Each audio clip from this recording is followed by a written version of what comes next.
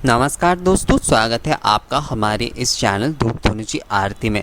दोस्तों आज हम आपसे बात करेंगे कि कोलकाता के कुछ जो पारिवारिक पूजा है उन परिवारों में किस तरीके से दुर्गा पूजा मनाई जाती है। वैसे हम इस फैक्ट के जो है आज पहली जो विषय है उसके ऊपर ही कहेंगे आपको, यानी कि एक परिवार के विषय में ही आपको बताएंगे। धीरे धीरे हम ऐसे कई परिवारों के विषय में भी आपको बताएंगे जिससे आपको ये समझने में जो है बहुत आसानी होगी कि किस तरीके से जो है दुर्गा पूजा कोलकाता के जो परिवार में मनाई जाती है, अर्थात पंडाल में तो मनाई जाती है पर जो परिवार में जो पूजा का प्रचलन हुआ करता था और आज भी जो परिवार में उन नियमों के पालन के साथ ही पूजा की जाती है वो कैसे मनाई जाती है।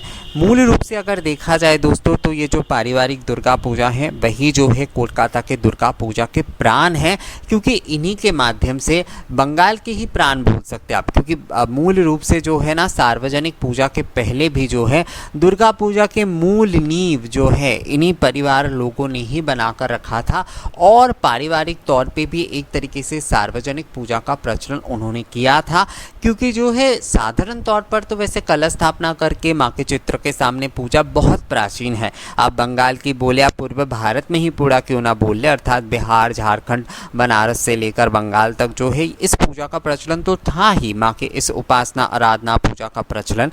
और क्योंकि यहाँ पर तंत्र मत का भी काफ़ी ज़्यादा महत्व है तो इस वजह से जो है यहाँ पर माँ की पूजा तो बहुत प्राचीन समय से होती आ रही है। पर सार्वजनिक तौर पर अर्थात लोगों तक पहुँचाने का एक जो काम और लोगों को एकत्रित करना दुर्गा पूजा में, ये इन परिवारों के पूजा के माध्यम से ही शुरू हुआ था, जो कि आज भी जो है 400-500 साल बाद भी जो है ना ऐसे पूजा आज भी कोलकाता में बहुत ही सुंदरता के। आज मैं कोलकाता के सबसे पहली जो दुर्गा पूजा का आयोजन करने वाले शाहवर्ण रायचौधरी परिवार के विषय में बात करूंगा।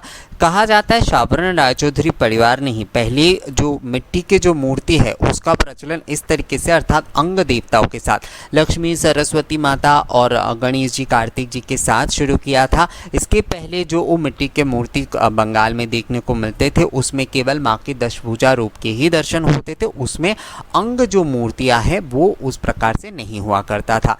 1610 जो ईस्वी है उसमें लक्ष्मीकांत मजुमदार यानी शाहवर्ण रायचौधरी परिवार के जो वंशज थे जिनके माध्यम से ही ये दुर्गा पूजा और उनके व्यापार और जमींदारी में विस्तृति हुई, तो वही जो है सबसे पहले माँ के इस मूर्ति के माध्यम से एक संयुक्त परिवार का और एक संयुक्तता का वार्ता देने के लिए माँ के इस प्रकार के मूर्ति में उन्होंने पूजा शुरू की, जो कि पहले दशभुजा रूप तो माँ की रही है जो कि बहुत प्राचीन है। उसके साथ साथ उन्होंने एक संयुक्त परिवार के रूप में माँ के साथ ऐसे अंग देवताओं को भी जोड़कर मूर्ति बनाना शुरू किया और पूरे बंगाल में वही मूर्ति जो है आज तक बहुत ही ज़्यादा विख्यात है। दोस्तों इस परिवार में मूल रूप से दुर्गा भक्ति तरंगिनी के नियम के अनुसार पूजा की जाती है। वैसे तो बंगाल में ज़्यादातर कालिका पुराण, बृहदनंदिकेश्वर पुराण, देवी पुराण के अनुसार ही पूजा किए जाते हैं, जो कि रघुनंदन के बनाए गए विधि के अनुसार होता है।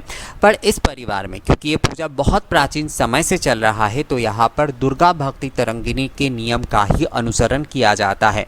दुर्गा भक्ति तरंगिनी के एक शाक्त मत और तंत्र मत के साथ ही यहाँ पर माँ की पूजा का आयोजन होता है। तो यहाँ पर माँ को अन्य भोग दिया जाता है और साथ में जो है मछली का भोग भी यहाँ पर माँ को दिया जाता है। पर किसी भी प्रकार का कोई अंडा, या पर बहुत सारे लोग इस ऐसे चीज़ों में बहुत भ्रमित होते हैं, इसलिए मैं यहाँ पर उल्लेख कर रहा हूँ कि अंडा, प्याज, लहसुन इन सारी चीज़ों का इसमें प्रयोग नहीं होता है। मछली में भी किसी भी प्रकार का कोई प्याज और लहसुन नहीं होता, क्योंकि देवी जो भोग बनता है माँ के लिए, मछली का जो भोग बनता है शाक्त मत के अनुसार उसमें प्याज, लहसुन, टमाटर इन सारी चीज़ों का किसी भी प्रकार से कोई प्रयोग नहीं होगा। अगर इन चीज़ों का प्रयोग होता है तो भोग में वो मछली का प्रसाद जो है वो चढ़ाया नहीं जाता है।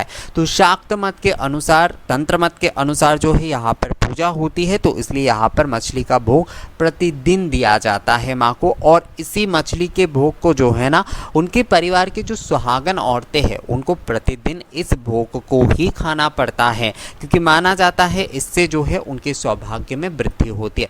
वैसे तो माँ भी सुहागन है और बंगाल की एक रीति ये भी है कि सुहागन महिलाओं को कभी भी अगर आप भोजन करवा रहे हैं तो उन्हें जो है ना केवल जो है शाकाहारी भोजन नहीं खिला सकते, उन्हें कम से कम एक टुकड़ा मछली का देना ही चाहिए। तो इसी मान्यता के चलते भी जो है ना माँ को को मछली का भोग दिया जाता है। वैसे ये लौकिक विधान है, पर मैंने तंत्र और शाक्त विधान, मतलब तंत्र के अगर शाक्त विधान की बात करें तो उसमें भी इसी नियम का पालन करने के विषय में कहा गया है। तो क्योंकि इनकी पूजा तंत्र नियम से किया जाता है तो यहाँ पर इस नियम का पूरी तरीके से पालन होता है। यहाँ पर जो माँ के जो गात्र वर्ण यानी कि मूर्ति के जो रंग होते हैं वो पूरी तरीके से तप्त कांचन वर्ण होता है। तप्त कांचन वर्ण यानी कि सोने को जब गलाया जाता है तो उसमें जो लाल रंग होता है जिसका वर्णन चंडी ग्रंथ में हमें मिलता है, वही जो है माँ के यहाँ पर गात्र वर्ण है। तो शाक्त मत के अनुसार संपूर्ण विधि के अनुसार ही मूर्ति तैयारी से लेकर जो है पूजा विधि को यहाँ पर फॉलो किया जाता है। यहाँ पर जो है अष्टमी के दिन जो है दोनों पुराणों का अनुष्ठान किया जाता है। सप्तमी और अष्टमी के बीच के जो समय होता है, जो संधि का समय होता है, उस समय जो है अर्धरात्रि पूजन होता है। अष्टमी के दिन दोनों पुराणों अनुष्ठान किया जाता है। उसके साथ साथ जो है यहाँ पर शाक्त मत के अनुसार कुमारी पूजा का भी आयोजन होता है। और उसके बाद अष्टमी और नवमी के संधि खंड में जो है ना, संधि के जो क्षण होता है उस समय में 108 दीपक जलाकर जो है नील अपराजिता के पुष्प जो है माँ को चढ़ाकर, और जो वो कमल के फूल होते हैं 108 वो भी माँ को चढ़ाकर जो है ना संधि पूजन का आयोजन यहाँ पर किया जाता है। और इसके साथ साथ जो है ये नवमी के दिन भी जो है विशेष प्रकार का हवन यहाँ पर किया जाता है। पर मूल रूप से भोग में प्रतिदिन जो भोग माँ को चढ़ाया जाता है उसमें विशेष रूप से जो है ना मछली होना बहुत ज़रूरी होता है। दशमी के दिन यहाँ इस परिवार में जो है किसी भी प्रकार का कोई गैस या फिर जो चूल्हा नहीं जलाया जाता है। नवमी के दिन ही जो है ना भोग बनाकर रखा जाता है और सुबह के समय जो है उसे पांता कहा जाता है, यानी कि शीतल भोग कहा जाता है। उस शीतल भोग को माँ को चढ़ाया जाता है। इस दिन भी एक विशेष प्रकार की मछली और जो शीतल भात यानी कि शीतल चावल कहते हैं, इसे शीतल भात, पांता भात कहा जाता है उसे एक्चुअली, तो वो जो है माँ को भोग के रूप में चढ़ाकर आरती की जाती है। और उसके बाद केवल उस दिन जो है केवल उसी चीज़ को खाना होता है, क्योंकि माँ के प्रसाद के रूप में उसी चीज़ को खाकर जो है ना माँ के विदाई के लिए जैसे वरण अनुष्ठान और माँ को सिंदूर लगाना, ये सारी जो नियम है वो निभाए जाते हैं। तो मूल रूप से यहाँ पर शाक्त मत का ही पालन किया जाता है। मैं यहाँ पर एक चीज़ आपको बता दूँ दोस्तों कि इस परिवार में आज भी जो है ना कृष्णा नवम्यादि कल्प यानी कि कृष्णा नवमी से ही इस पूजा का आयोजन शुरू होता है। अर्थात जो है कृष्णा नवमी के दिन ही कलश स्थापना के साथ इनकी पूजा का विधान शुरू हो जाता है। इसके बाद षष्ठी के दिन माँ का बेल वृक्ष में बोधन किया जाता है और इसके बाद जो है माँ के सामने आरती होती है षष्ठी के संध्या में। और सप्तमी के दिन जो है माँ की कलश स्थापना करके सप्तमादि कल्प के साथ माँ की पूजन शुरू होता है, जो कि नवमी के दिन तक चलता है। अर्थात सप्तमी से लेकर नवमी के दिन तक चलता है। और इन 3 दिनों में जो है ना एक धुनी जलाया जाता है। इसे होमाग्नि पहले जलाया जाता था, अभी जो है धुनी रूप में जो है ना जलाया जाता है। बहुत सारी परिवारों में जैसे दीपक जलाए जाते हैं, जो प्राचीन परंपरा के अनुसार जो पूजा होती है वहाँ पर मूल रूप से धुनी या होमाग्नि जलाने का ही चलन है। तो ये परिवार क्योंकि बहुत प्राचीन नियम के अनुसार ही माँ के पूजन का आयोजन किया करता है, तो इसलिए श्रवण रायचौधरी परिवार में जो है ना आज भी धुनी या होमाग्नि ही जलाई जाती है। वैसे पहले के समय में इनके परिवार में बलि का भी चलन था, क्योंकि शाक्त मत के अनुसार बलि देने का भी कई नियम होते हैं। वैसे सारे शाक्त परिवारों में बलि देने का चलन नहीं होता है, क्योंकि पर इनके यहाँ पर जो है बलि देने का चलन हुआ करता था एक समय में, पर आज जो है बलि का चलन नहीं है। यहाँ पर केवल जो है रक्त चंदन माँ को अर्पण किए जाते हैं। तो इसी तरीके से जो है शाक्त नियम के अनुसार इस परिवार में माँ की पूजा का आयोजन होता रहा है।